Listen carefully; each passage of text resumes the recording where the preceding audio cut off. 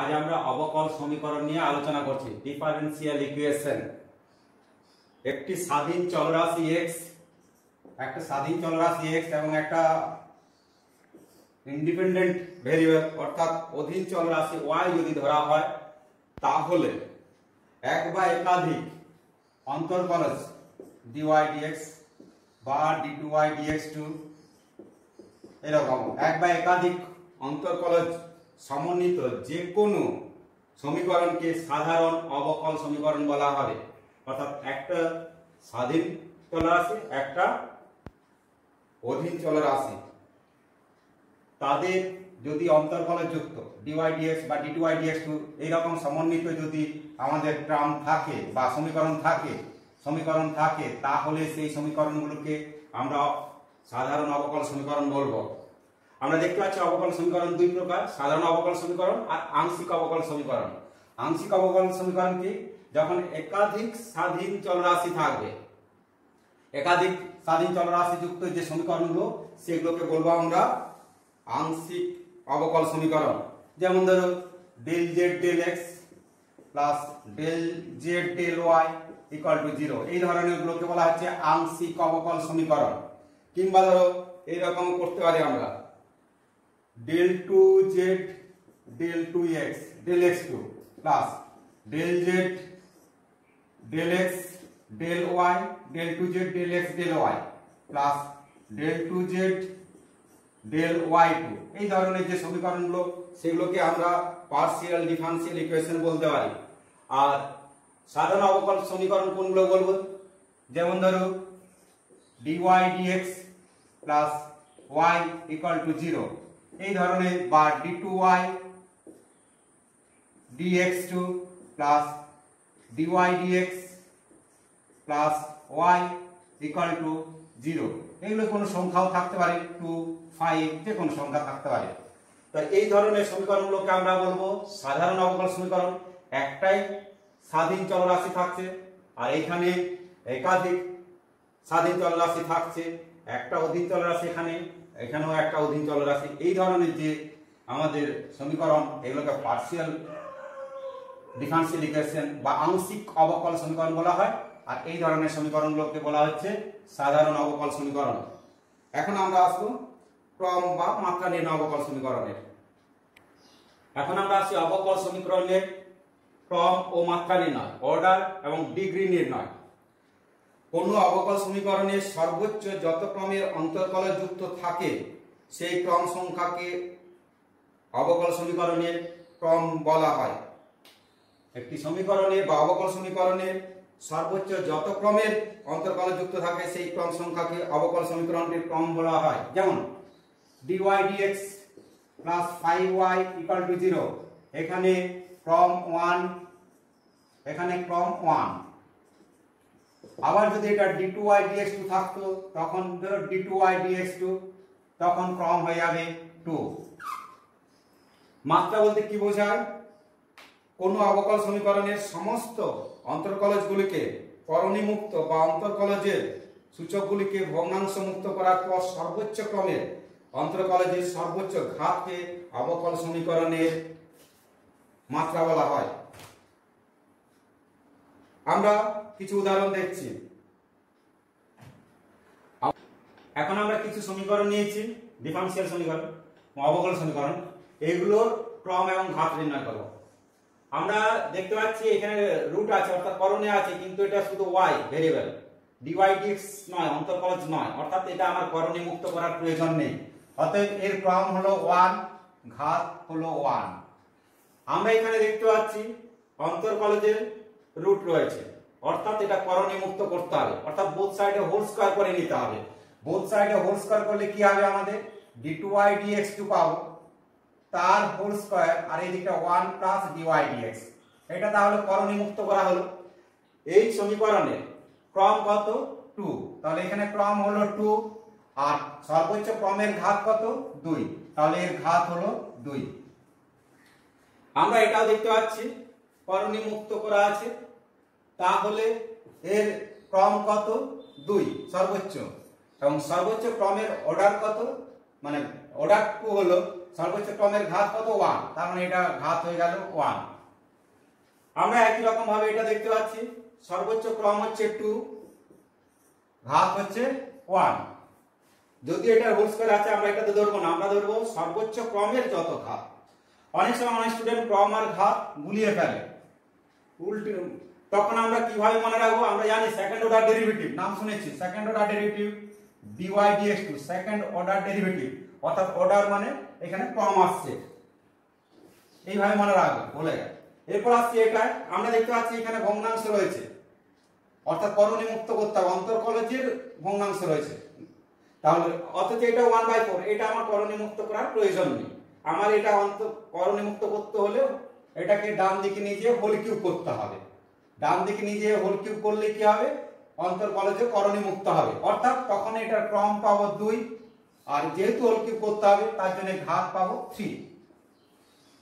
আমরা এখানে দেখতে পাচ্ছি সর্বোচ্চ ক্রম 2, এখানে লক্ষ্য করছি cos of dy dx, অর্থাৎ এটাকে আমরা বহুপদী রাশি হিসাবে এটাকে প্রকাশ করতে পারবো না, অর্থাৎ এটার ঘাত নির্ণয় সম্ভব নয়। বহুপদী রাশি না সম্ভব না হলে, বহুপদী রাশি আকারে প্রকাশ করা না গেলে এটাকে এদের ঘাত নির্ণয় করা সম্ভব নয়, তাহলে ঘাত হচ্ছে এখানে অনির্ণেয়। একই রকম ভাবে এটাও দেখতে পাচ্ছি, সর্বোচ্চ ক্রম দেখতে পাচ্ছি 3, কিন্তু e two the power dy dx আছে, অর্থাৎ এটা আমরা বহুপদী আকারে লিখতে পারবো না, তাই এর ঘাত অনির্ণেয়। এখন আমরা রৈখিক ও অরৈখিক অবকল সমীকরণ নিয়ে আলোচনা করব। প্রথমে আসছে রৈখিক অবকল সমীকরণ। রৈখিক অবকল সমীকরণ, যদি কোনো অবকল সমীকরণ অধীন চলরাশি y এবং তার অন্তর্কলজ সমূহের একটি একঘাত সমীকরণ হয়, ফলত y এবং dy dx এদের গুণফল আকারে কোন রাশি থাকবে না, তখন সমীকরণটিকে একটি রৈখিক অবকল সমীকরণ বা লিনিয়ার ডিফারেনশিয়াল ইকুয়েশন বলা হয়, অন্যথায় অরৈখিক অবকল সমীকরণ বলা হবে। যেমন আমরা একটা লিনিয়ার ডিফারেনশিয়াল ইকুয়েশনকে এইভাবে ডিনোট করতে পারি, a0 dn dx dyn plus a1 bn minus 1 dyn d এগুলো y হবে, এটা অধীন চলরাশি, এটা স্বাধীন চলরাশি, তাহলে এটা y, এটা x plus an y equal to 0। এই ধরনের সমীকরণগুলোকে আমরা রৈখিক অবকল সমীকরণ বলবো, অর্থাৎ এখানে কোথাও y ইনটু dy dx বা dy dx d2y dx2 এই ধরনের গুণফল আকারে প্রকাশ থাকবে না, কিংবা dy dx তার হোল স্কয়ার এই ধরনের কোনো টার্ম থাকবে না, সেগুলোকে বলা হচ্ছে আমাদের রৈখিক অবকল সমীকরণ। আমরা এখন দেখব কোনগুলো রৈখিক অবকল সমীকরণ, কোনগুলো অরৈখিক অবকল সমীকরণ। আমরা কয়েকটি অবকল সমীকরণ নিয়েছি, কোনটা রৈখিক কোনটা অরৈখিক দেখব। আমরা এখানে দেখতে পাচ্ছি dy dx x2y e two the power x, এখানে শুধু y এর ঘাত 1, এর ঘাত 1, অর্থাৎ এটা আমরা রৈখিক অবকল সমীকরণ বলবো। একই রকম এখানে দেখতে পাচ্ছি x2 আছে, এটার সাথে সম্পর্ক নেই, d2y dx 2 এর ঘাত 1, dy dx এর ঘাত 1, y আছে এর ঘাত 1, অর্থাৎ এটাও রৈখিক অবকল সমীকরণ। একই রকম ভাবে এটাও অবকল সমীকরণ, অবকল রৈখিক সমীকরণ। এটা আমরা দেখতে পাচ্ছি d2y dx2 তার হোল কিউব, অর্থাৎ এর ঘাত হচ্ছে 3, অর্থাৎ এটা অরৈখিক অবকল সমীকরণ। এটা তাহলে হচ্ছে অরৈখিক অবকল সমীকরণ।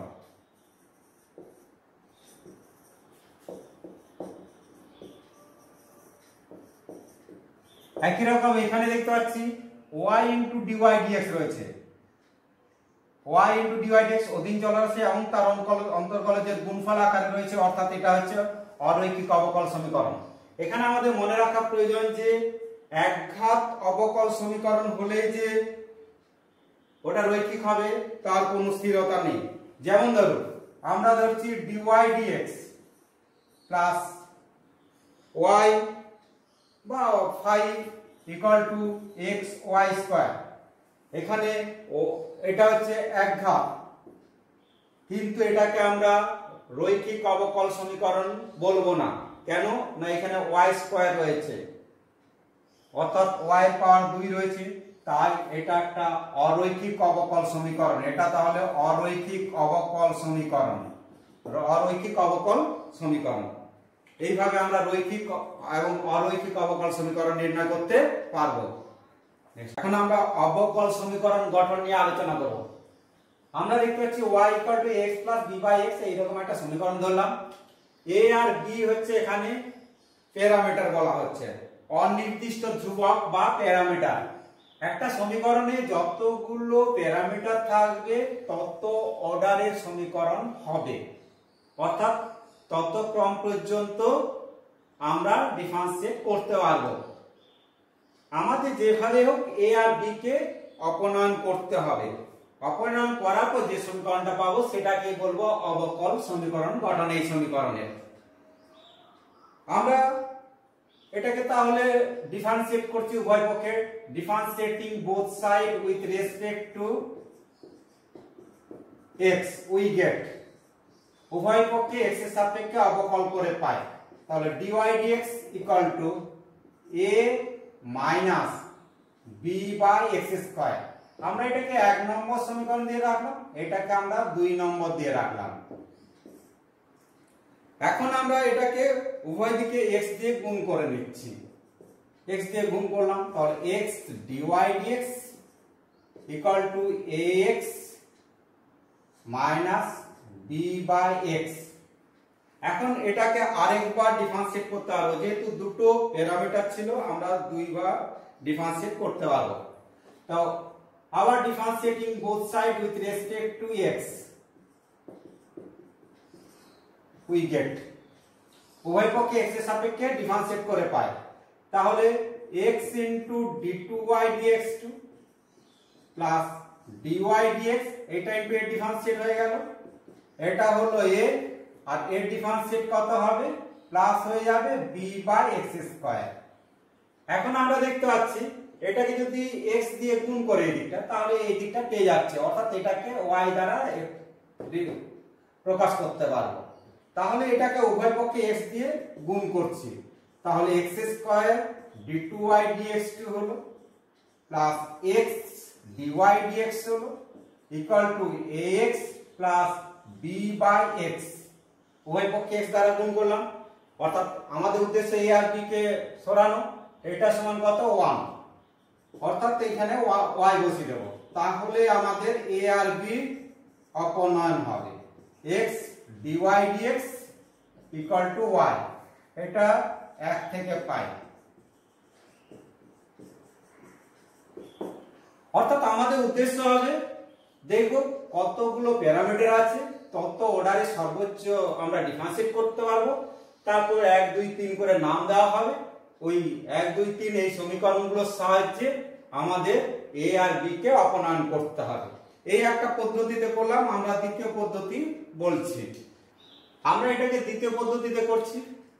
আমরা কি করছি, প্রথমেই দেখছি x দিয়ে গুণ করে দিচ্ছি, তাহলে xy equal to ax square plus b, অর্থাৎ b এর সাথে কোনো x যুক্ত টার্ম থাকতো না। এখন উভয় পক্ষে ডিফারেন্সিয়েট করব with respect to x we gate, উভয় পক্ষে x এর সাপেক্ষে ডিফারেন্সিয়েট করে পাই কি হবে x dy dx plus y হয়ে গেল। এইদিকে কি হয়ে যাবে 2ax, এখানে উদ্দেশ্য ছিল কি একটা শুধু b ছিল, এটা 0 হয়ে গেল। এরপর এটাকেও দেখতে পাচ্ছি x দিয়ে যদি ডিভাইড করে দিই তাহলে কি হবে dy dx plus y by x equal to 2a। এটাকে যদি এখন আমরা ডিফারেন্সিয়েট করি এটা 0 হয়ে যাবে, অর্থাৎ a আর b আমার চলে যাবে। আমি এটাকে ডিফারেন্সিয়েট করছি, তাহলে d2y dx প্লাস y এর ডিফারেন্সিয়েট করছি, তাহলে 1 by x into dy dx আবার plus y into 1 by x এর ডিফারেন্সিয়েট, তার মানে minus 1 by x square equal to কত 0, u ইনটু v প্রসেসে u বাই v প্রসেসও করতে পারি ইচ্ছা করলে। এখন আমরা উভয় পক্ষে x স্কয়ার দিয়ে গুণ করছি, তাহলে x square d2y dx plus x dy dx minus y equal to 0। এইভাবে আমরা আরেকটা পদ্ধতিতে করতে পারি। এখানে উদ্দেশ্য ছিল থাকবে একটা ভেরিয়েবলকে সিঙ্গেল করে নিতে পারে, একটা প্যারামিটারকে সিঙ্গেল করে নিতে পারে। এইভাবে করলেও শর্ট টাইমে হয়ে যাবে। আর আগেরটা কি প্রসেস ছিল, যেভাবে হোক আমরা দেখব কতগুলো প্যারামিটার আছে, তত সর্বোচ্চ তত অর্ডারে ডিফারেন্সিয়েট করব, তারপর যে ওই সমীকরণগুলোর মধ্যে যেভাবে হোক এ আর বি কে অপনয়ন করতে হবে। আমরা এখন দ্বিতীয় একটা সমীকরণ ধরছি, অবকল সমীকরণ গঠন করব। এখানে দেখতে পাচ্ছি এ আর বি দুটো প্যারামিটার, অর্থাৎ আমরা দুইবার ডিফারেন্সিয়েট করতে পারবো, সর্বোচ্চ দুইবার সর্বোচ্চ ডিফারেন্সিয়েট করে যেভাবে হোক এ আর বি কে সরাতে হবে।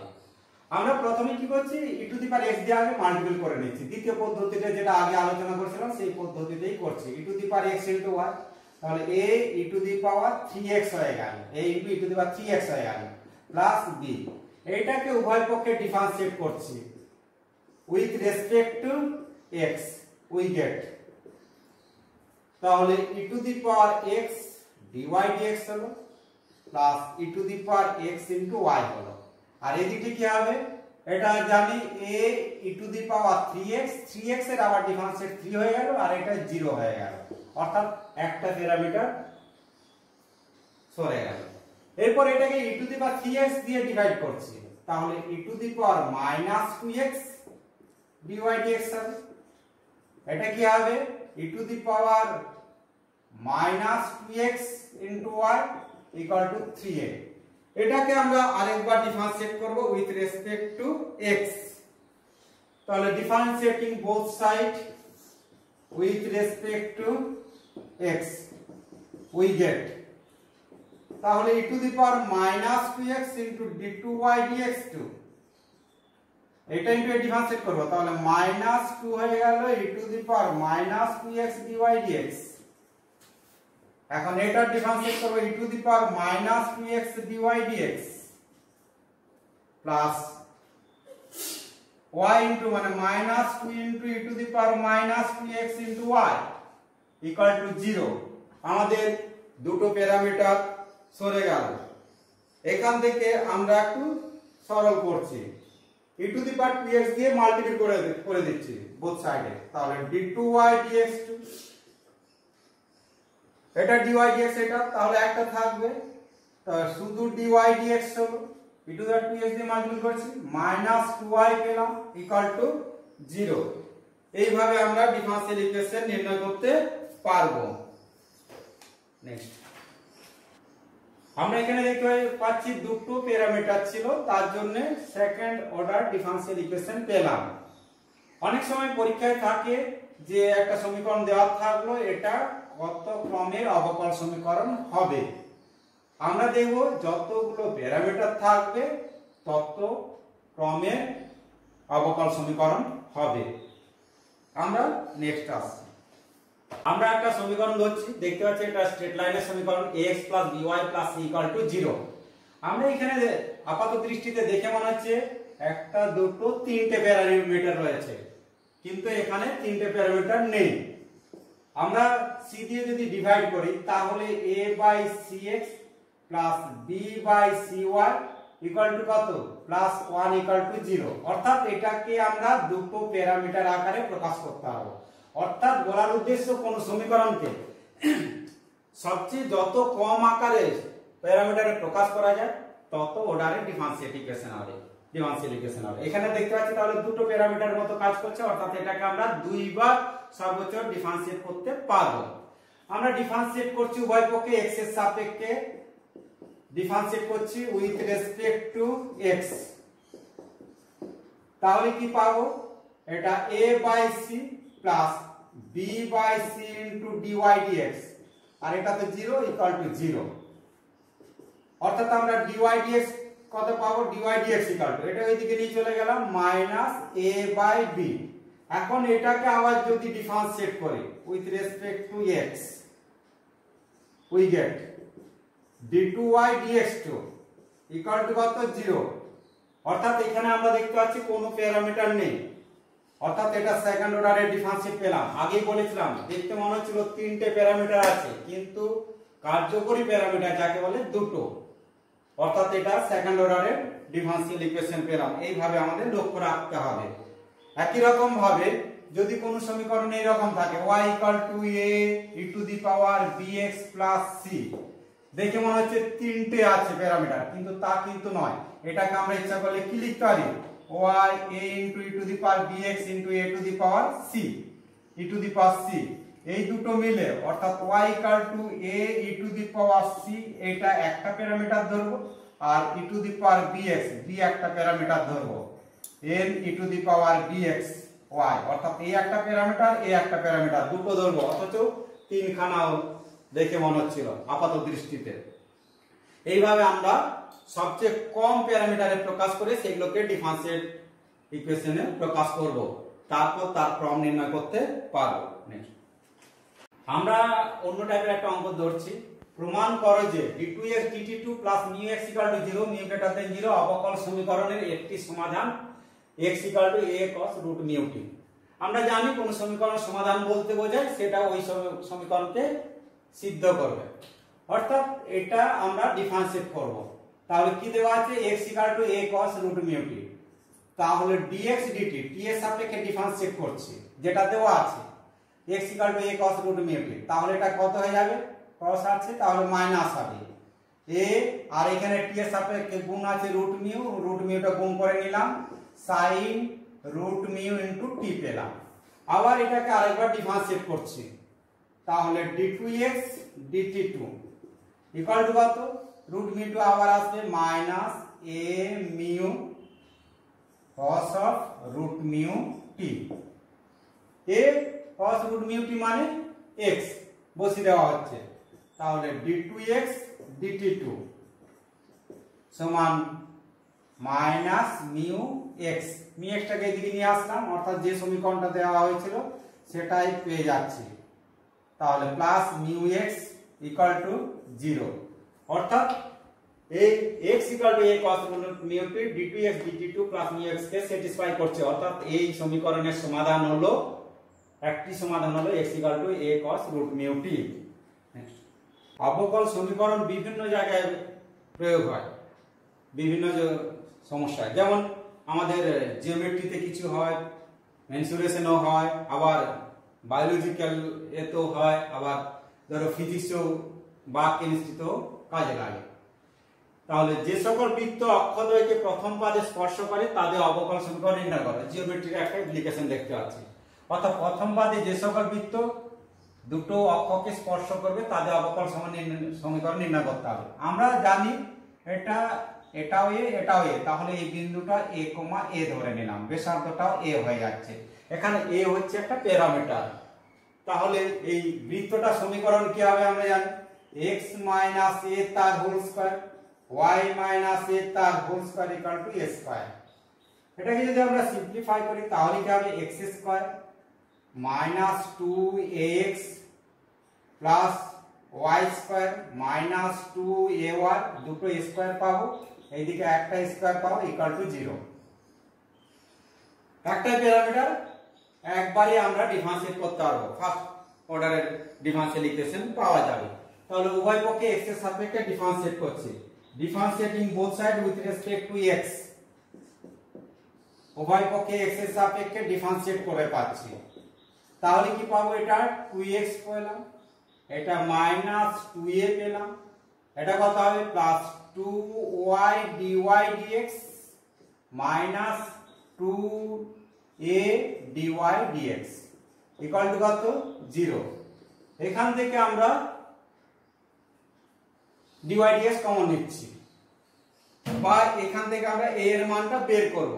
a কমন নিলাম, তাহলে a কমন নিলে কি হচ্ছে, ওইদিকে নিয়ে চলে গেলাম, 2 টাকে বাদ দিয়ে দেব, 2a হলো 1 প্লাস dy dx, এদিকে থাকলো কত 2 into x plus y dy dx, 2 cancel করলাম, a equal to x plus y y1 by কত 1 plus y1, আমরা জানি y1 equal to dy dx, কম লেখার জন্য y1 equal to dy dx লিখলাম। এখন এই a এর মানটা এখানে বসিয়ে দেব, 1 নম্বর সমীকরণ। আমরা জানি যেভাবে হোক এটাকে অপনয়ন করতে হবে। তাহলে ও 1 ও 2 থেকে পাই, এর মানটা বসিয়ে দিচ্ছি। তাহলে x minus x plus y1 by 1 plus y1 তার whole square plus y minus x plus y1 by 1 plus y1 তার whole square equal to square দেওয়া আছে, তার মানে এর whole square x plus y1 by 1 plus y1 তার whole square. এটাকে একটু সরল করলে আমরা অবকল সমীকরণ পেয়ে যাব বৃত্তের। এটা কি হবে? এটা x plus x y1 minus x minus y1 by 1 plus y1 তার হোল স্কয়ার। এটা y plus y y1 minus x minus y y1 by 1 plus y1 তার হোল স্কয়ার। আর এটা x plus y y1 by 1 plus y1 তার whole square. নিচে 1 plus y1 বাদ চলে যাচ্ছে, x x ক্যান্সেল, এখানে কি y y1 ক্যান্সেল। আমরা এখানে পাচ্ছি কি y1 বাদ দিয়ে দিলাম, বাইরে আনলাম, তাহলে x minus y1 x minus y তার whole square into y1 square. আর এখানে কি পাচ্ছি x মাইনাস 1 কমন, মাইনাসটা কমন নিয়ে নিলাম, যেহেতু হোল স্কয়ার আছে y মাইনাস x যায় x মাইনাস y যায় তার হোল স্কয়ার। আর এই দিকে কি পাবো x প্লাস y y1 তার হোল স্কয়ার। এখন আমরা x মাইনাস 1 টাকে হোল স্কয়ার কমন নিচ্ছি, তাহলে কি পাচ্ছি x মাইনাস y তার whole square into 1 plus y1 square equal to কত x প্লাস y y1 তার হোল স্কয়ার। এটাই হলো আমাদের প্রদত্ত যে অঙ্ক ছিল তার অবকল সমীকরণ। এখানে আমরা dy dx এর হোল স্কয়ার বা dy dx লিখতে পারবো এখানে, ঠিক আছে। তাহলে আমরা y1 এর জায়গায় dy dx লিখে নিলাম, তাহলে এই সমীকরণটাই পেলাম বৃত্তটির অবকল সমীকরণ। এইভাবে আমরা অবকল সমীকরণ নির্ণয় করতে পারবো বিভিন্ন সমীকরণের। একটা সমীকরণ ধরলাম, এটাকে অবকল সমীকরণ গঠন করব। আমরা এখানে দেখতে পাচ্ছি দুটো প্যারামিটার রয়েছে, তার জন্য সর্বোচ্চ 2 বার ডিফারেন্সিয়েট করতে পারবো, সেই পড়ে যাচ্ছে। প্রথমে আমরা x দিয়ে ডিভাইড করছি, তাহলে y by x equal to a plus b x square. এরপর উভয় পক্ষে x এর সাপেক্ষে ডিফারেন্সিয়েট করব। We differentiating both side with respect to x we get, তাহলে ডিফারেন্সিয়েট করে কি পাবো 1 by x into dy dx minus 1 by x square into y, এটা 0 পেলাম, এটা 2bx পাওয়া গেল। আবার x দিয়ে ডিভাইড করে দিচ্ছি, তাহলে 1 by x square dy dx minus 1 by x cube y equal to 2b। বুঝতেই পারছো কেন ডিভাইড করলাম।